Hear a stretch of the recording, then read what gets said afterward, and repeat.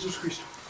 Wow, you and your Jesus Cristo. What's up, guys? It's Jayme. This is Nathan. Crazy Bishop Nate. is over there. Crazy Nate sees. Right. Apparently, he talked me into Metropolis tonight. So, what the hell? I'm over here masturbating. No, what? Fucking weirdo. You're awesome. Hey. Okay, anyway, back to, it's a So- silent film from Germany in the 19... Is it okay? Oh, sorry, go ahead. No, okay, no. I'd rather you explain. It's I've a never seen silent it. film from the 1920s. It's a classic. There's like a whole mystery involved with it because when it first came out, they only showed it once, and then all the copies disappeared. And yeah, it's a really cool movie, and it's fun to watch black and white films because it makes you use your imagination. And Fritz Lang is great, man. He's one of the greats from that era? Fucking era, yeah. And you know more about Metropolis than I do. I do, but I'm also a conspiracy theorist, and I want people to make their own opinions. Is so that I'm what not this really movie gonna get mainly into- revolves around? Conspiracy theories? Well, my personal opinion is that, okay, see, the movie is based off of a book. The book is written by a German person that went to New York and got invited to hang out with all the higher ups and all the rich people and everything, and then that person went back to Germany and wrote the book. My personal theory is that the person that wrote the book was invited to a Freemason ceremony and stuff, and then made the movie and the book based on what they there's a lot of Freemasonry imagery, there's a lot of Freemasonry doctrine and stuff in the movie, but again, I want people to make their own opinions because, you know, maybe I'm just a crazy conspiracy. Well, it could be anything, you know, but You're right, it could be anything, but there are certain truths, and one of the truths is about this movie is that they did destroy all copies. It was shown once, one night, one time. Okay, so how the hell do we have it then? They destroyed all the copies because they found other copies that the people didn't know about that were hidden away. Okay. So there has to be a reason that they wanted to keep this from being shown. And you can make your YouTube audience, you can make your own decision about why they wanted to keep this movie from being shown. You've already heard my opinion, but you know, please make your own opinion. I'm thinking, and what we have is I went to the library and got it. It's the 2010 edition, the newest edition. Okay, so this has 25 extra minutes worth of worth of stuff on it that they found that was not available earlier. Okay, so you're making me watch disc 2 first, right? Because it gives you the backstory, which is important. Okay. What is? Have you seen this DVD yet? Then I have. I love it. Okay, so what's on Voyage to Metropolis? What is well, this? It tells you a little bit about the movie. It tells you more in detail about the story of, you know, how it was made and only showed once and blah blah blah. This is a 50-minute documentary. We don't have to watch it all. Oh. But it's really interesting because it shows you how they filmed it. It shows you how they did all the special effects. The special effects are amazing for the 1920s. It shows you how they did that and how they did some of the shots and things like that. It's really cool to watch. This was made in 1927. Yeah. I did not know that. Yeah, it's amazing. Wait till you watch it. It's amazing. All right. For the 1920s, the special effects are amazing.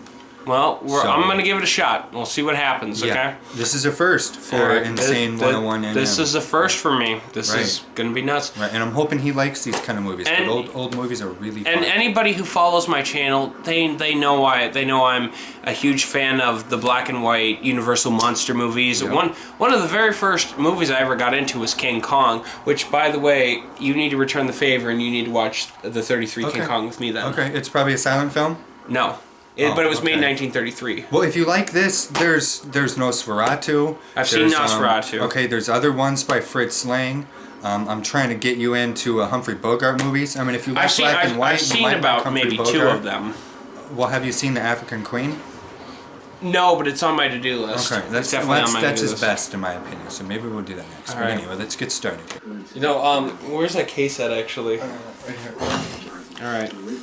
It's a Kino video. Did I tell you? Kino video.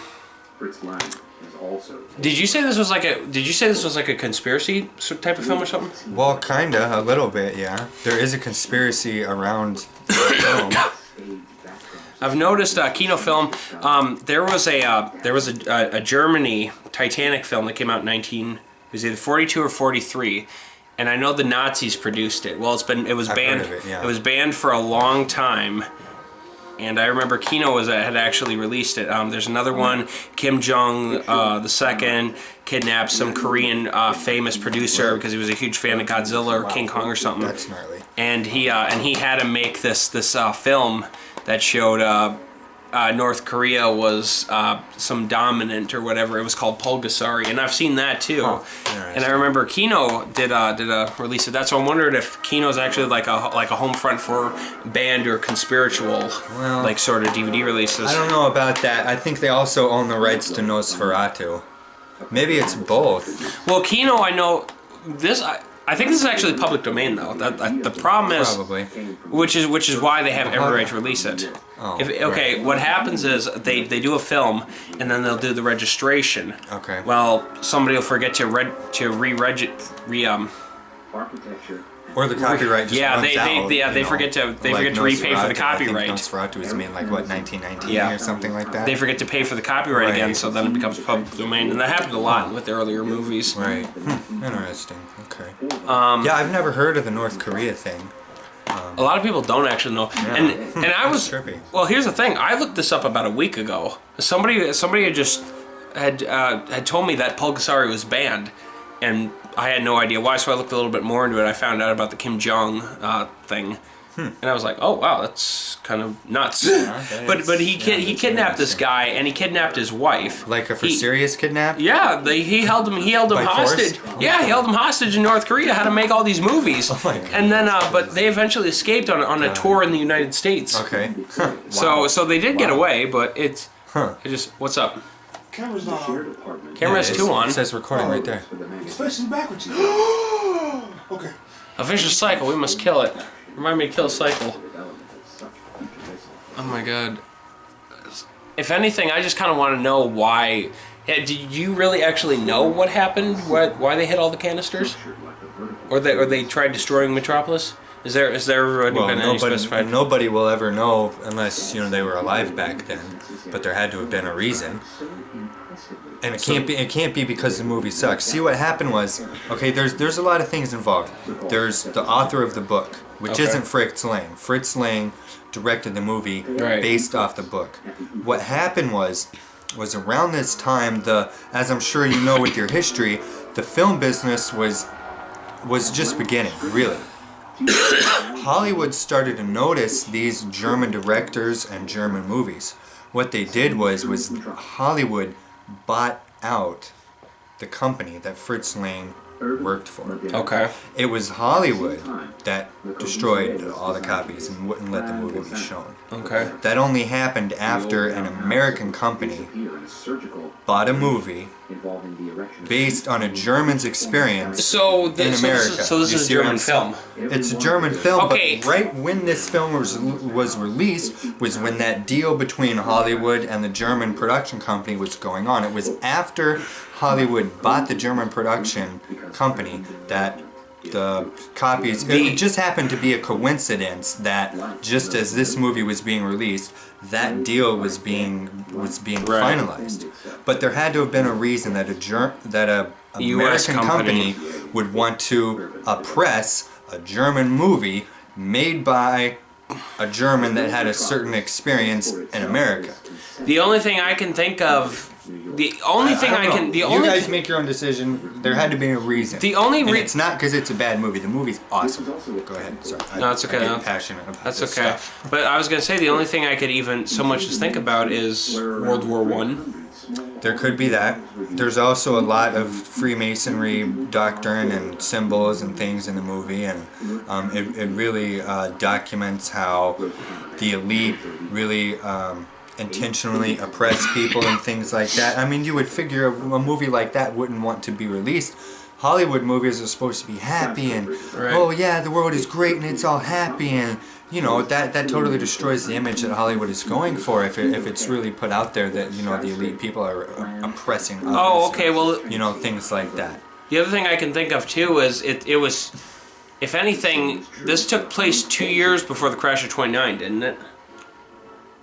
Yeah, it was released in 1929. Take The Great Gatsby for instance. What is that whole movie about? I've never seen it. You've never, okay. Enlighten. The Great Gatsby is the film took right took place right after World War One. Okay. Basically, the U.S. is just going on a crazed money drive after that era. True. So Yeah. so the other thing, now that I'm thinking about that, is if the movie is as depressing as you're saying it It is. We totally then agree. I'm pretty I mean, sure it's not Hollywood at all. It's not happiness. I'm pretty sure America would just want to wipe that out Well, sure. while you're going on this money crazed binge, and it didn't even matter. 2 years later, True. you got the Crash of '29. Right. And then another war. I mean, but hindsight. But I can totally see, like, there's already 2 reasons right there. This documentary sucks. Let's get to the movie.